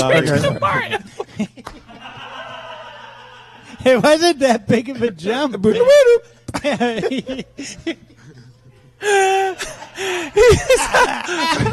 We're clearly too drunk to. No. Let's keep going. All right. Well, it'll be interesting to find out if this is a worse or better podcast than Cheapy Peepy. I'm a big fan. Cheapy Peepy. How can it be worse than we had more Cheapy Peepy per this podcast than we had last podcast? This has been a I don't know. I don't know. We'll see. I don't know. I think it's going to turn out that my happiness is linked to the show's failure.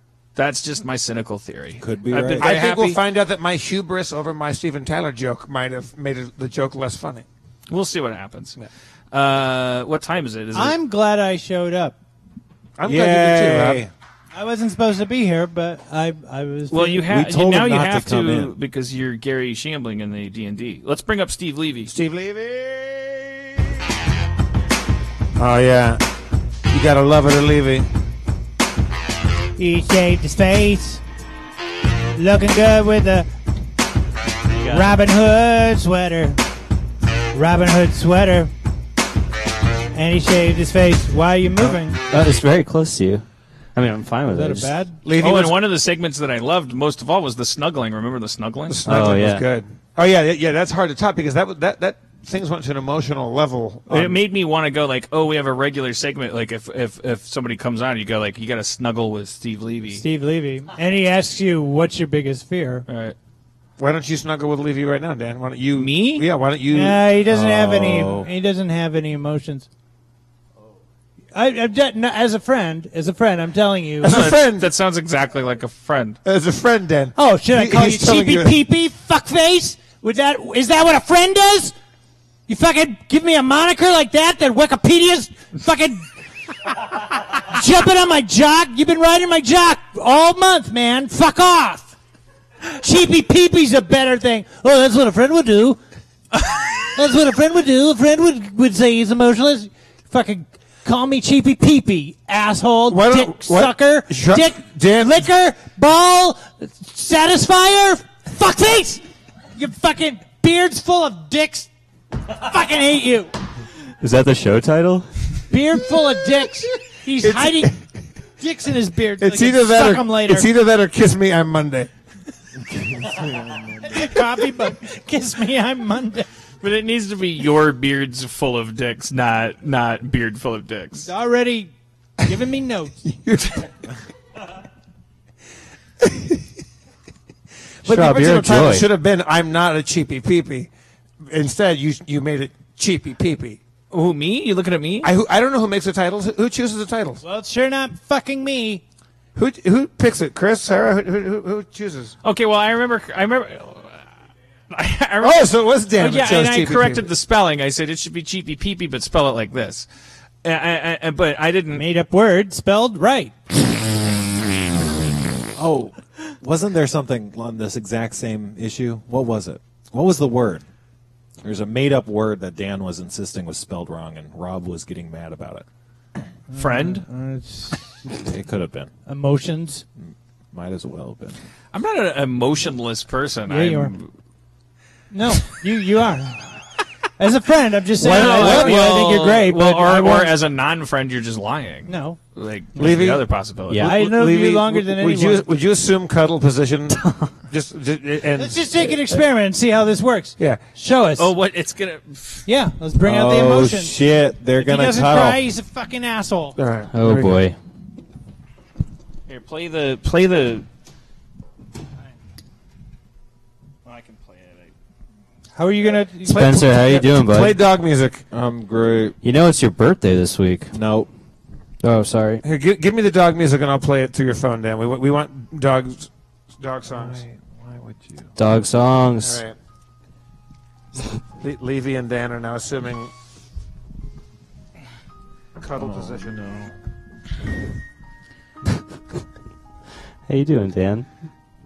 Haven't seen you all week. Well, it's nice to see you. It's nice to see you too. Did you have a nice time away? Yeah, it was good, but You miss Cody. I did, but I guess not enough. Like we kind of like she felt like I wasn't connected enough while she was gone. Oh, I'm sorry to hear that. I was proud of you working out though. Thank you. You went up in your weightlifting.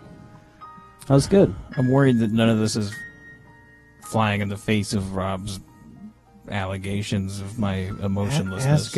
Ask him what he's afraid of. Dan, Yeah. what's your biggest fear? Spiders.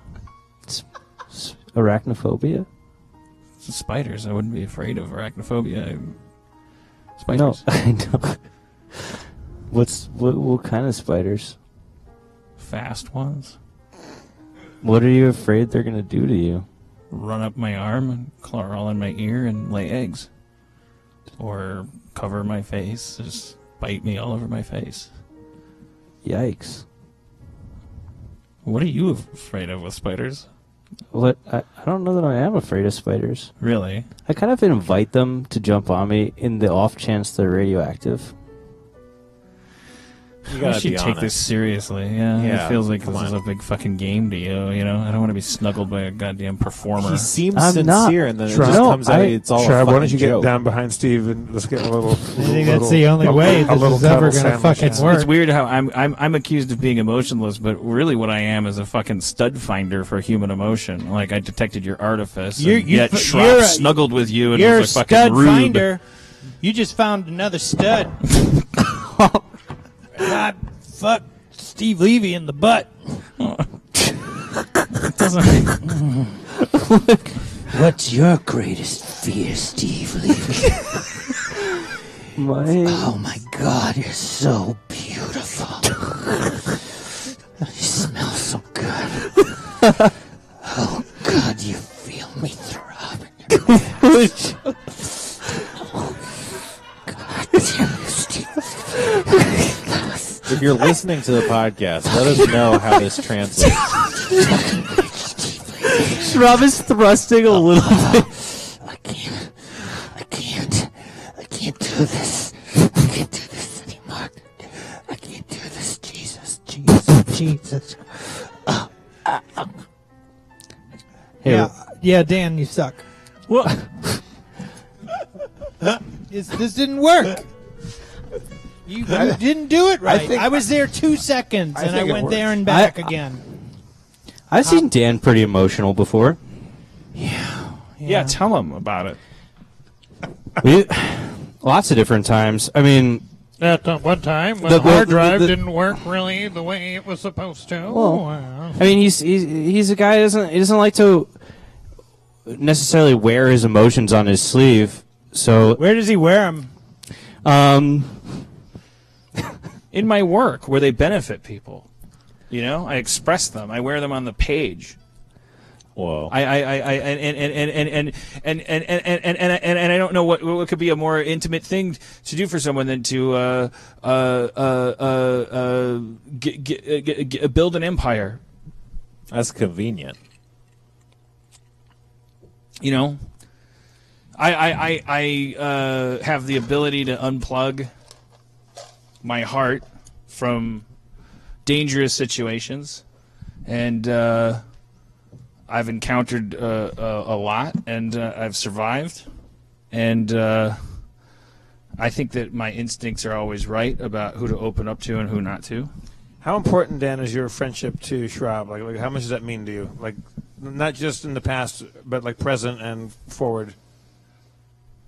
What, like how Like much? 1 to 5 like stars. street value? Like how? Like dollar value? No, no. Describe the importance of it.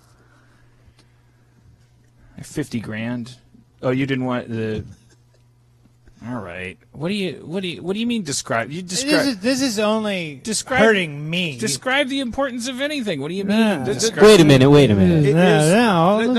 Tell us. This is Tell me. really awkward. Tell for me.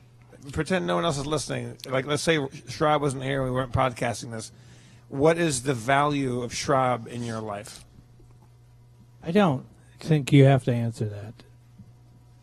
Schraub is a metric of This is a good video. how what's I don't know. It's a heartwarming moment that I have saved on my phone of you guys. We were editing Community, and I don't remember how it came up, but you guys hadn't like actually hung out in a while, and you missed each other, and you guys just had a very loving, long embrace. You hugged in the edit bay, we and don't I hug have it very on often. camera. Well, We don't hug very often. But Well- Dan, you were about to answer that question. You were about well, to I don't say- know, but no, I don't know how to answer it. I wasn't about to answer it. It's a yeah. silly question. It's silly. No, you were about to say something. You were about to say something. Well, I was about to say something like that. Everybody will laugh at. Like Schraub's a metric of my life. Like he's been there the whole time. That doesn't sound like friendship. You go like, hey, he's been there the whole time. That sounds like Andy Capp talking about his wife or something. It's not Andy too Capp. far off. Though. Yeah, like Oi! yeah, all right. Oi! Well, you better. Oi, Bernadette! I don't know what his wife's name is. Would she throw like a soup can in Let's it? say Schraub disappeared, went away, moved away. Like this was. God, this is so close to instantly- happening for instantly- real. Don't Let's say his curse it. his old papery hands took over, and he just turned into dust and evaporated. What would you feel was missing from your life if Schraub just ceased to be here, your friend? Schraub would be missing, For you, Dan. right? I mean, what does that mean? What would that vacancy be? It'd be the guy that It's like it's like your brother, like he's been there the whole time, like so. It's like it'd be a bummer for sure. It'd be a bad thing. God, please stop talking. Everyone just stop. Like I'm not Making words out of your What do you got away? It'd be You guys like are being so no. Wisconsin about this. It's It so would be like holding- it'd be like if Zeppelin lost its drums, you know. That's dumb. You guys are just being the Milwaukee, like, Midwest withholding people that you guys were raised as, but that's, I know those feelings run deeper than just that.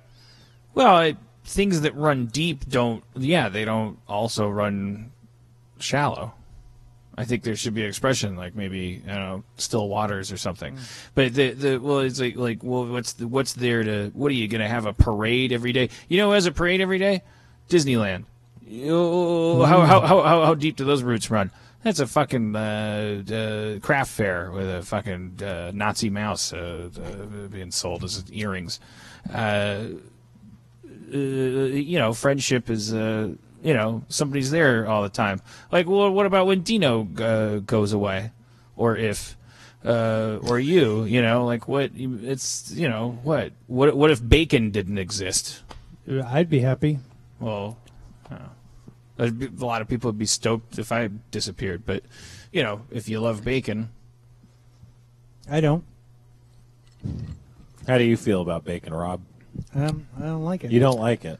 Makes me sad. well, anyways, what you guys are? Everybody's looking at me like I'm. No, I've been wanting to end this. For a Me bit. too. I think it's been. It's your fucking show, dude. Take control. We'll play D&D. All right, there we go. Let's do it. Ugh. Gary Shambling. Yuck. Gary That was Sandling. awful. We only got 15 minutes. Should we crack open a D&D? Yeah, let's do it. Ooh, Jesus. I just thought maybe you guys would tell each other you love each other. What is it? I don't even tell my mom. I text my mom Happy Mother's Day maybe sometimes. I don't need anything. What does I love you mean? I love you's for girlfriends, and I love everybody. I vote for Cheapy Peepy. Cheapy Peepy. Should we just call this episode Cheapy Peepy II? No. With Roman numerals I too? don't like Cheapy it. Peepy, the peepee, Or- the or- I peepening. don't like it. Or I let's don't call like it. Peepening. Let's call it I love you, Cheapy Peepy. No. The pequel, church said. The pequel. The pequel? Pequel. The cheapy pequel. Unfair. Cheapy pequel. Cheapy pequel. I vote for I love you, Cheapy Peepy. There, I said it. You what? I love you, Cheapy Peepy. That would be the title.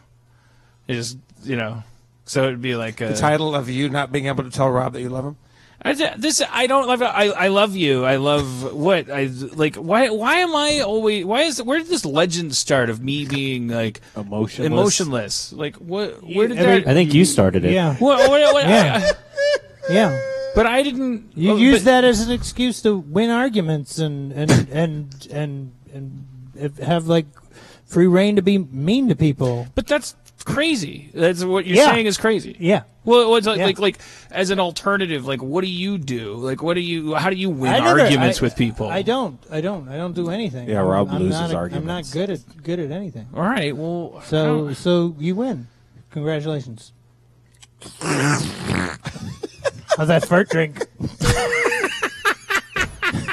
See, that's Oh, like my God. when I look back on our friendship.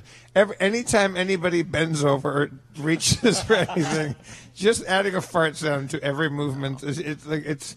You can either elicit like great laughter or just stop it. yeah. Well, the latter being me for 20 years. This fucking guy, like just every fucking meal. Every goddamn This bite. is why we don't eat together. I was like, well, that's why The Fly 2 is underrated. And I take a bite, and it's just like it's just, and I'm like, stop. Okay, I get it. It's a fart sound when I eat. Like, I guess you're saying I'm fat or whatever. Like, No, I'm saying you're whatever you're eating is making fart noises. yeah, it took me a while, but I figured out it was all Yes. in good It fun. really didn't have anything to do with The Fly 2. It just, I thought it was funny. I thought it was really funny how upset you got. Yeah, I get it. You got so upset about it. It's like racism and people dying all over the world, and that's the thing that's gonna make you. I do not like that. I don't like it. I hate that. When I put food in my mouth and I chew on it and it makes fat noise, I don't like it. It's interesting. I find it amusing. It amuses Yeah, well, me. it's like, God. Oh God, I'm a salacious crumb, dude. What is? Well, you just called What him is this? You just Yeah, called him exactly. Jabba the Hutt. Exactly. Did I It's really? always right under the surface if you look for it. Yeah, well, it's like I that's make a such an fair- easy target. I went to Dan's house. I got the free iPad, and I oh, he's so mean to me. Like look at it. Like do that Rashomon. Like fucking imagine me. Like I didn't listen. I was Hey. fucking. I came down. I was like. $5 to see the video. At my door. I'd say it's worth it. Where's my iPad? Where's my iPad? Here's my iPad. Oh, you're coming in my house. Oh, you're coming in my house. Dude, oh, I don't. So do you here's want the- something to drink? This is fucking. Here, drink it. Oh, now he's talking. He's talking to me. He's got some problems. He's got problems. Now my girlfriend is walking out in her bathrobe. Shit. Oh no. I think you better go now. Take your iPad. I think you better go now. I hope you don't believe this. You're You're no, right. Like, well, let me tell Seeing my. it from his perspective, I guess I am the villain. I'm a fucking heart attack. It's fucking insane. He came over. He got the iPad. You invited me, and you on the plane. Stop talking about the plane. On the plane, he goes, well, why don't you buy it? Oh, that would be really nice. That would be a good way for me to decide whether or not I want to plunk down some money. I could see what. God. And It's you were like- like going, it's really heavy though. When I like the small See, one now because when I hold it, it's not heavy. But the bigger one, it's heavy. It's heavy. But maybe for you it won't be as heavy. I've got two of them, so like, it's really not that big. I just want to say, and this one thing. then I text them. I go, "Hey, could I try out that iPad Pro? Yeah, we're at the Ye Rustic Inn. Come on down. Okay, cool. I should get out of the house and go down there." Everybody at the table goes, "Hi, Rob. Hi, Rob. Hi, Rob. Hi, Rob. How you been, Rob? How you been, Rob?" Dan.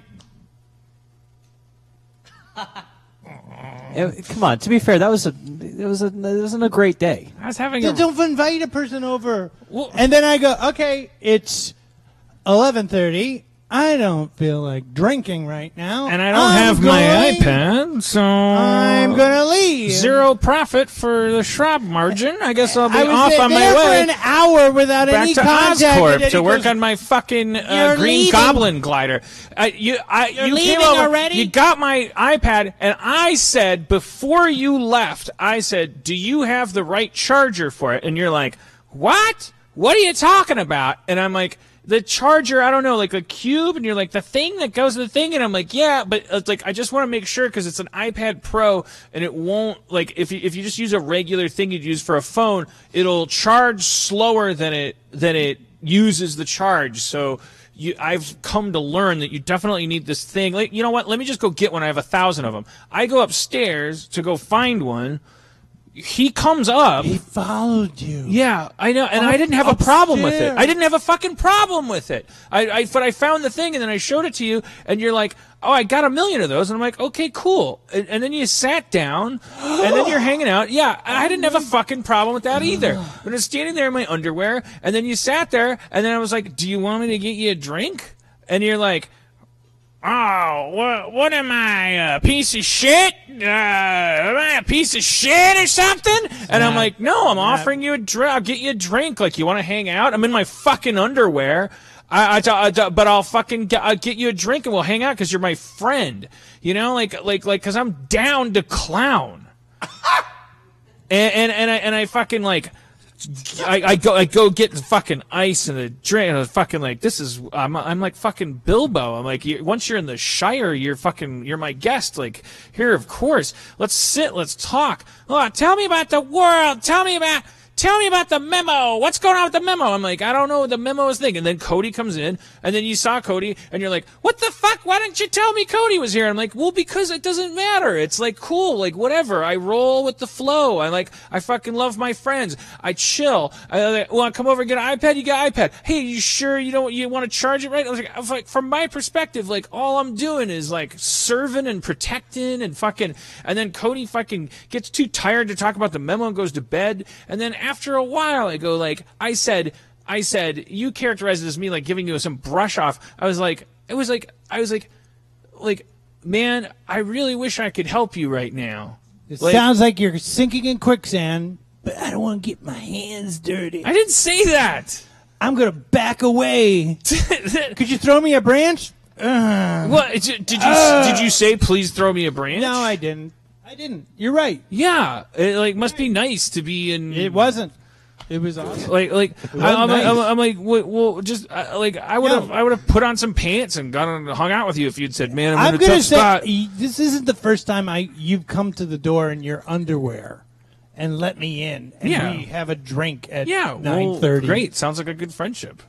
I was having a fine time until I realized that you were like the whole time going, why is he here? Why is he here? When did you realize that? When you said get out. Well, when I said I had the Postmates brought fucking food over. I ate the whole sandwich, and I'm like ate the sandwich. Like, it's been hours. I'm like, I'm gonna go back and be with my girlfriend now. Oh, it sounds like you. But you're my friend, and I want to be able to help you. I wish, I want, and then also, will you do the show tonight? You know, like, it's just fucking like Gollum with his fucking iPad. It's like, I guess I'll do the show. Doesn't sound like Gollum at all. Well, that was a terrible Gollum. Anyways, it's just like sometimes people take this shit seriously. You know, it's like the guy is like. You know, you ever hear him tell his stories about his mom? And you meet his mom. She's a fucking sweetheart. Okay. He's getting started. Yeah, my mom was like, she took my comic books away, and she said, you can't masturbate to these anymore. And it's like, wow, what a crazy Midwestern bitch this sounds like. Then you meet her, and she's like, geez, I just wish my son was sane. And you're like, yeah, you know, like what? This is Schraub. He creates myths. He creates legends. I should have a relationship with my mom like you have with yours. then I would be doing just great. But I'm just saying, you're a poet. You're an artist. You guys should go on Mom Swappers. You make shit sound. Oh like, my God! But Mom people Swappers. buy it. The Reddit hates me already. It's called Harmontown. It might as well be called. I have a hashtag, Cheapy Peepy, and the fucking Wikipedia is calling me Cheapy Peepy, and that was your fault! Your fault! Boo fucking who, asshole? Reddit doesn't like me! What's your nickname? Dan Harmon's your nickname, and I'm Cheapy Peepy, you fucking cock! Cliffhanger! Thank you, everybody, for coming to Harmontown. Well, you didn't really come to Harmontown, did you? You just enjoyed it somewhere, maybe. Rob's dipping that mic drop like the English lady that he... It's not fair. It's not fair. He gets to dictate when the mic gets dipped. The chamomile mic. Fancy mic drop. For $5 a month, you can find out what this looks like, for fuck's sake. Let's give it up for Steve Levy, everybody. 3 again. Steve Levy, Rob Schwab, of course. I'm Jeff Davis, your comptroller. Spencer Crittenden, your game master. Oh man! Let's give it up for Zach and Noah and Chris and Sarah and Kevin and Church. We love you, Schwab. And also the always down to clown, your mayor. Easy target. Dan Easy target. Harmon. he said he's down to clown, y'all. So I put it to you to hold him to that. Send us some juggling balls and clown noses. Also, rainbow wigs. check out the Sklar Brothers poop movie, Poop Talk. It's a poop doc. Poop Doc. Why wasn't it called Poop Doc? It should be called Poop Doc. Poop Doc. I don't know. Kiss me on Monday. I'm Jeff Davis. I love you all. Drive fast Kiss and take me chances. See you on all. Monday. Zach, put a beat on before you get peed on.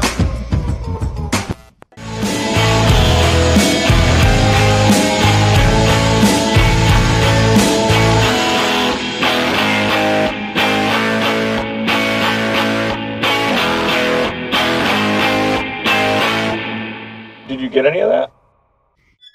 It's a good show.